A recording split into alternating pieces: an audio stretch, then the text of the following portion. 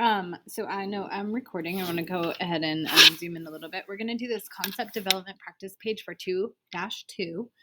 We're really looking at this idea of vectors. In chapter 2, we start to analyze forces and how we represent forces and how we solve problems with forces. And one of the tools for solving problems that have to do with forces is drawing arrows that represent vectors. And if you remember anything about what's that movie, Despicable Me, you need to remember that a vector has magnitude and direction. There's something about it in there. We'll see if I can find it for your warm-up tomorrow. Here's what you need to know. A vector is an arrow that represents magnitude and direction of a quantity. So these arrows are representing vectors. We refer to this whole situation as a system.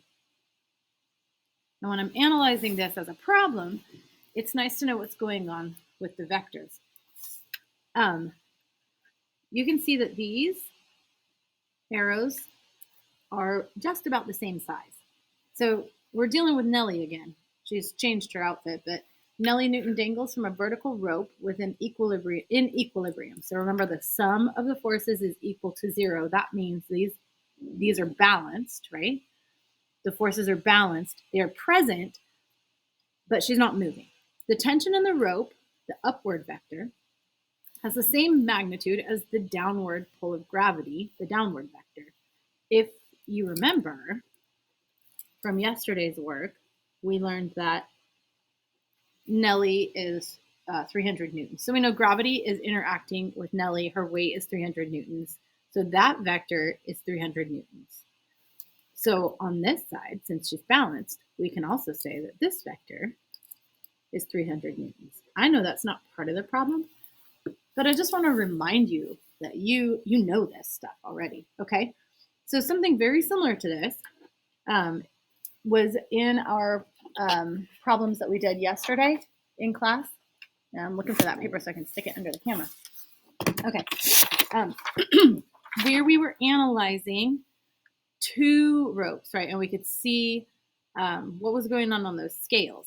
So instead of having the scales, now we're going to represent like a free body diagram, and we're going to represent those force vectors. So Nellie's little arms here will go from, I guess we'll follow this format.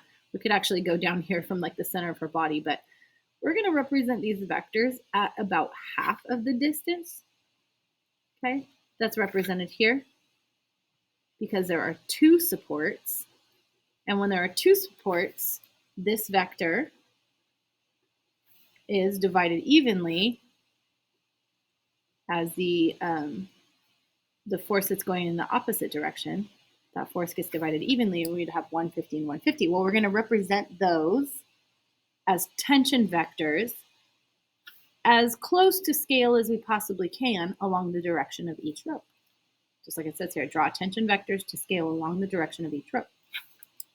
Since she has two supports, each one represents. So like if we take these and add them up end to end, then it would be 300, right? All right.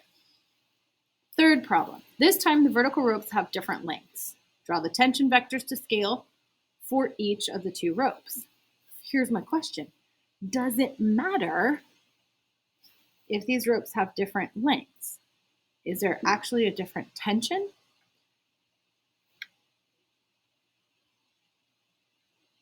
We've got our vectors, about half and half, to represent that the amount of tension on the rope is not connected to how long the rope is.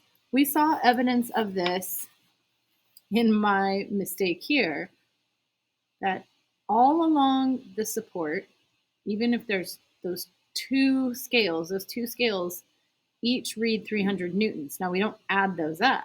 It just means here is 300 newtons, here is 300 newtons, here is 300 newtons. So this is the same force all along that support.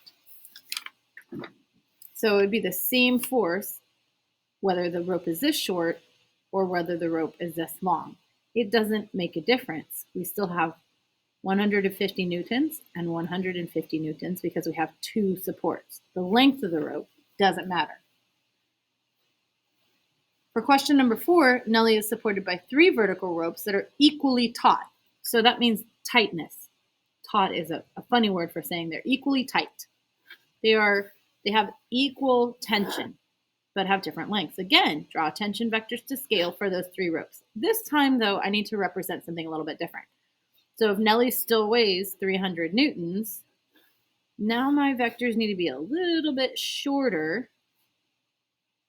I have 3 of them, so I'm taking 300 and dividing by 3, which is 100 for each of those vectors.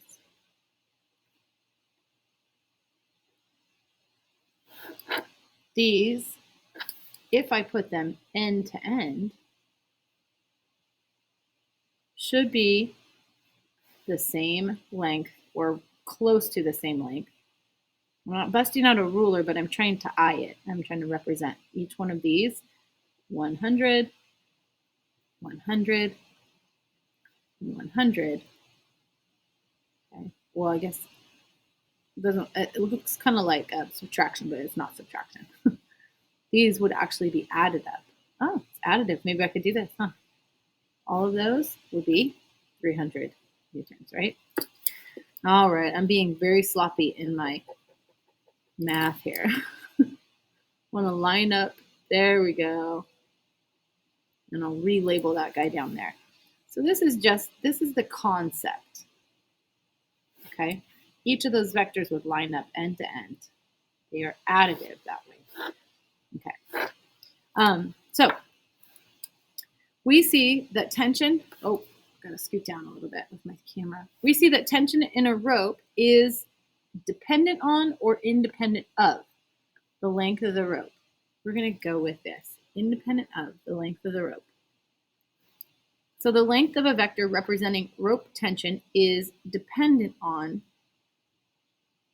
the length of the rope or independent of the length. So the length of a vector representing rope tension is dependent on or independent on the length of the rope. Independent. If the vector represents the force, it doesn't matter how long that rope is. I don't draw the vector for the whole rope. I only represent the force as the arrow along the rope for the same magnitude that would be added up for the representative of this vector going down. Okay, so that means I have to make it very clear that I'm just talking about the same force there. All right, so like I said, we represent vectors with arrows. I'm gonna stop it for that first page, and then I'll flip it over and do the second page in a separate little video.